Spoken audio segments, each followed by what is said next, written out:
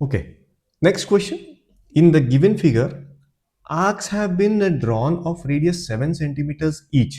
यहाँ पे कुछ फिगर दिया है हमें और यहाँ पे जो भी ये आर्क्स ड्रॉ किए हैं इन्होंने यहाँ पे बोला कि 7 सेंटीमीटर्स के हैं, मतलब यहाँ से लेके यहाँ तक ये 7 सेंटीमीटर्स का डिस्टेंस रहेगा with vertices ABCD of a quadrilateral ABCD as centers।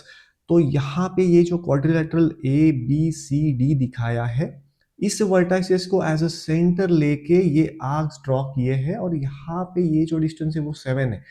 तो इसको अगर ठीकली ऑब्जर्व करेंगे हम तो ये एक्चुअली सेक्टर्स ही फॉर्म हो रहे हैं। यहाँ पे 4 सेक्टर्स दिखाए हैं जिसका रेडियस हम 7 सेंटीमीटर्स ले सकते हैं। क्वेश्चन में फाइनली पूछा है find the area of the shaded region. तो शेडेड रीजन का टोटल एरिया निकालने के लिए हमें ये चारों एंगल्स मालूम होना चाहिए। यहाँ पे ये एंगल्स दिए नहीं है, हमें सिर्फ रेडियस दिया हुआ है।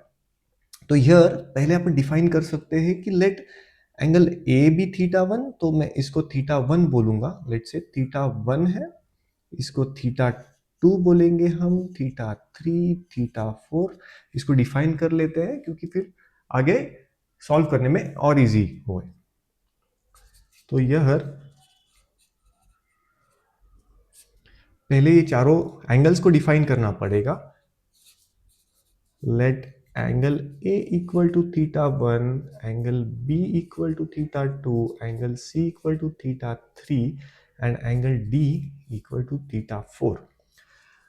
यहाँ पे जो रिक्वायर्ड एरिया है, ये रिक्वायर्ड एरिया जो शेडेड रीजन का है that will be nothing but sum of all the 4 sectors का एरियाज। मतलब हमें इस सेक्टर के एरिया को निकालना है, फिर इसको, और ये चारों जो सेक्टर के एरियाज है उनको हम एडअप करेंगे तो ये शेडेड रीजन का एरिया बनेगा। तो सेकेंड पार्ट में हम वही लिख सकते हैं कि required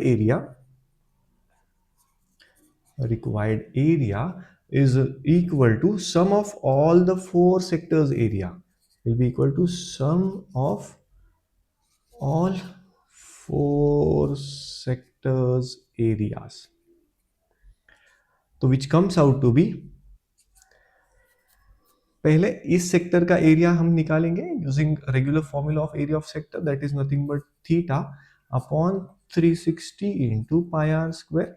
यहाँ पे थीटा 1 कंसीडर कर चुके हैं तो यहाँ पे थीटा 1 लूंगा मैं, प्लस नेक्स्ट इस वाले सेक्टर का एरिया निकालना है that is nothing but theta 2 upon 360 into pi r square plus theta 3 by 360 into pi r square.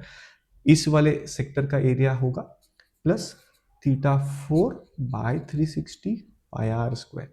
तो ये हो गया चारों सेक्टर्स का एरिया और टोटल प्लस करने के बाद में क्या आता है। तो यहाँ पे एक चीज यहाँ पे दिख रहा है कि पाई आर स्क्वायर जो है वो चारों में कॉमन आ रहा है और आर यहाँ पे दिया हुआ है दैट इज 7 सेंटीमीटर्स। तो हम डायरेक्टली इसको कॉमन में ले सकते हैं।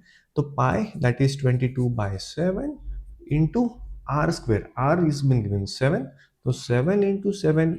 इस फैक्टर को हमने पूरा कॉमन में ले लिया है तो अंदर अनकॉमन चीजों में बचता है थीटा, ओ सॉरी 360 को भी हम कॉमन ले सकते हैं तो 360 यहाँ पे आएगा। तो अनकॉमन में बचेगा सिर्फ theta 1 plus theta 2 plus theta 3 plus theta 4। तो इसको सिंप्लीफाई करने के बाद में एक एक 7 कैंसिल हो जाएगा। और मेन चीज तो यहाँ पे है कि चारों एंगल्स जो है वो एक क्वाड्रिलैटरल के एंगल्स है, तो बाय एंगल सम यहाँ पे 360 का वैल्यू अपन लिख सकते हैं।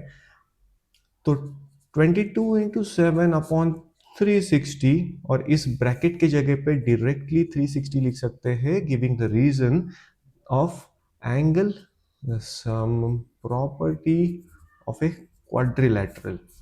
तो ये 360 पूरा कैंसिल हो जाता है तो अपना आंसर जो है वो 22 इंटू 7 बचता है। तो 7 टू जा 14, 1 कैरी, 7 टू जा 14, तो 154 ये आंसर आता है। और जैसे कि रिक्वायर्ड एरिया है और रेडियस सेंटीमीटर्स में दिया है तो 154 स्क्वायर सेंटीमीटर इसका यूनिट आएगा। तो फाइनल आंसर अपन लिखेंगे answer the required area is equal to 154 square centimetres. और जो फाइनल आंसर है उसे हमें बॉक्स बनाना है।